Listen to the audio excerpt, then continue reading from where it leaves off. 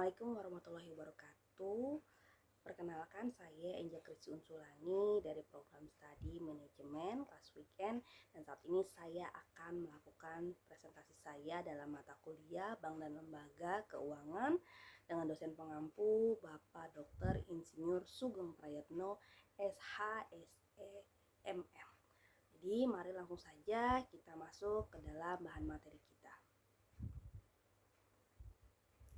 Bank dan Lembaga Keuangan, asal mula kegiatan perbankan di Indonesia. Bila ditelusuri sejarah dikenalnya perbankan dimulai dari jasa penukaran uang. Sehingga dalam sejarah perbankan arti bank dikenal sebagai meja tempat penukaran uang. Dalam perjalanan sejarah kerajaan tempo dulu mungkin penukaran uangnya dilakukan antar kerajaan yang satu dengan kerajaan. Di zaman kemerdekaan, perbankan di Indonesia bertambah maju dan berkembang lebih luas lagi. Beberapa bank Belanda dinasionalisir oleh pemerintah Indonesia. Bank-bank yang ada di zaman awal kemerdekaan antara lain yang pertama ada Bank Negara Indonesia yang didirikan tanggal 5 Juli 1946 yang sekarang dikenal dengan BNI 46. Lalu ada Bank Rakyat Indonesia yang didirikan tanggal 22 Februari tahun 1946. Bank ini dulunya berasal dari The Allgemeine Volkskrediet Bank atau Siomin Ginko. Lalu ada Bank Surakarta Maskapai Adil Makmur MAI tahun 1945 di Solo. Ada juga Bank Indonesia di Palembang tahun 1946.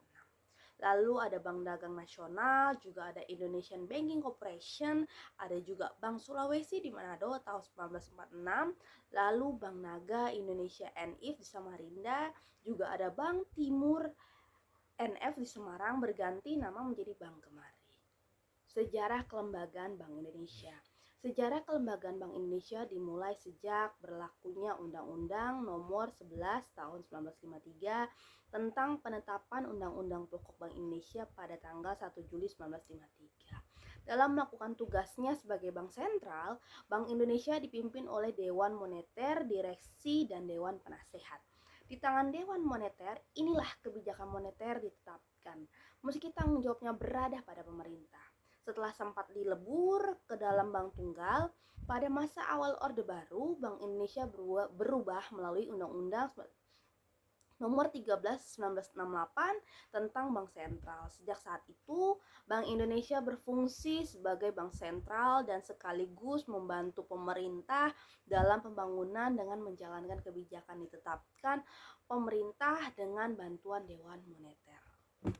Pengertian perbankan atau bank. Menurut Undang-Undang Nomor 10 Tahun 1998 tentang perubahan atas Undang-Undang Nomor 7 Tahun 1992 tentang perbankan pada bab 1 dan pasal 1 serta ayat 2 dijelaskan bahwa bank adalah badan usaha yang menghimpun dana dari masyarakat dalam bentuk simpanan dan menyalurkan kepada masyarakat dalam bentuk kredit dan atau bentuk-bentuk lainnya. Dalam rangka meningkatkan taraf hidup rakyat banyak. Adapun pada ayat 1 dijelaskan tentang definisi perbankan. Perbankan adalah segala sesuatu yang menyangkut tentang bank, mencangkup kelembagaan, kegiatan usaha, serta cara dan proses dalam melaksanakan kegiatan usahanya. Jasa dan fungsi perbankan. Dalam dunia keuangan, bertindak selaku lembaga yang menyediakan jasa keuangan bagi nasabahnya, di mana pada umumnya lembaga ini diatur oleh regulasi keuangan dari pemerintah. Bentuk umum dari lembaga keuangan ini adalah termasuk perbankan, building society atau sejenis koperasi di Inggris, lalu credit union, pialang usaha, aset manajemen, modal ventura, koperasi, asuransi, dana pensiun, pegadaian, juga bisnis serupa. Lalu the prudential principle of banking. Salah satu fungsi dari perbankan adalah menjadi lembaga yang menjabatani mereka yang surplus dana dengan pihak yang defisit. Mereka yang surplus menempatkan dana dalam bentuk seperti deposito atau time deposit, tabungan atau saving, obligasi, saham, dan lain-lainnya. Adapun mereka yang defisit menjadikan bank sebagai lembaga pencari solusi untuk mengajukan permohonan pinjaman kredit. Proses pinjaman tersebut baru akan diberikan umumnya setelah melewati berbagai tahapan analis yang dilakukan oleh pihak appraisal kredit atau penilai kredit.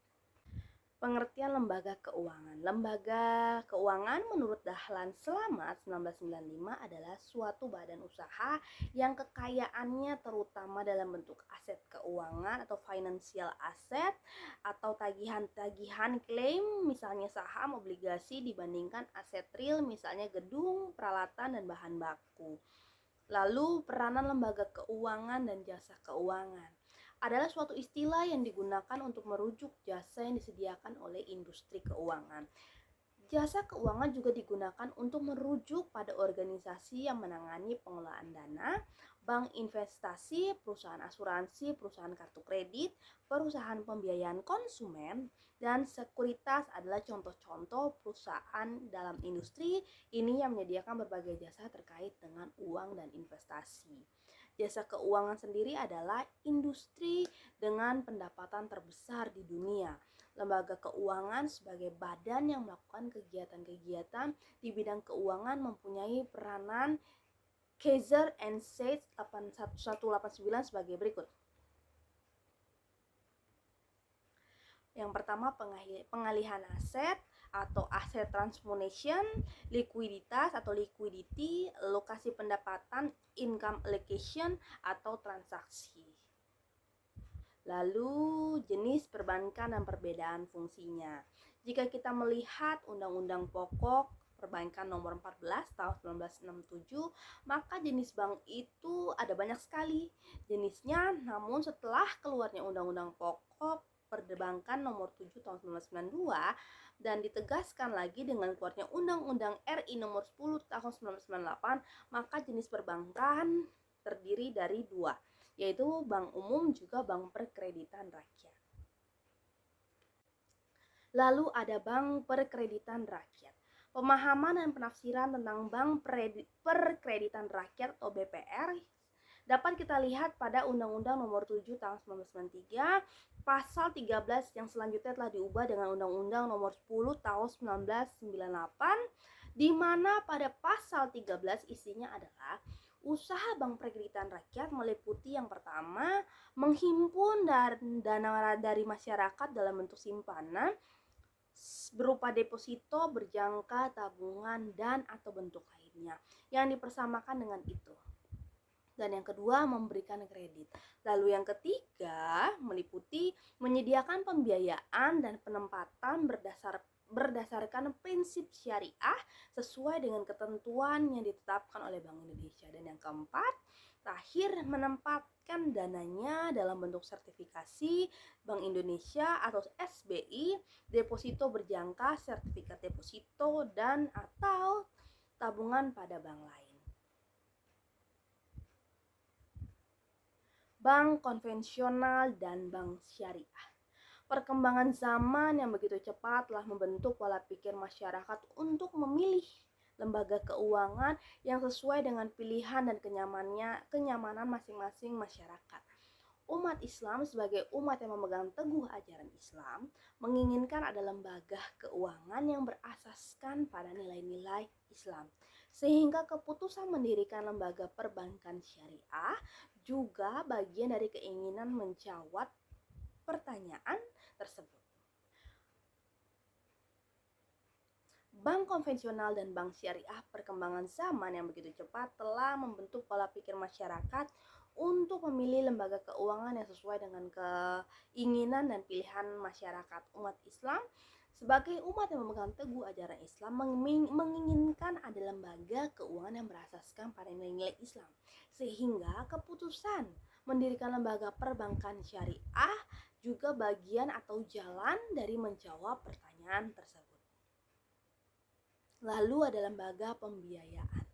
Di samping bank yang bertugas sebagai agen of development, maka ada lembaga lain yang juga ikut bertugas sebagai agen of development, yaitu mereka yang masuk dalam kategori lembaga pembiayaan. Ada beberapa bentuk lembaga pembiayaan ini memiliki tugas dan fungsi yang hampir sama dengan perbankan dan bisa dikatakan mereka ini juga bagian turut mempercepat kemajuan dalam dunia bisnis. Arsitektur Perbankan Indonesia atau API. Untuk mewujudkan lembaga perbankan yang tahan dan stabil dalam berbagai kondisi serta situasi perekonomian, maka dibentuklah konsep API atau Arsitektur Perbankan Indonesia.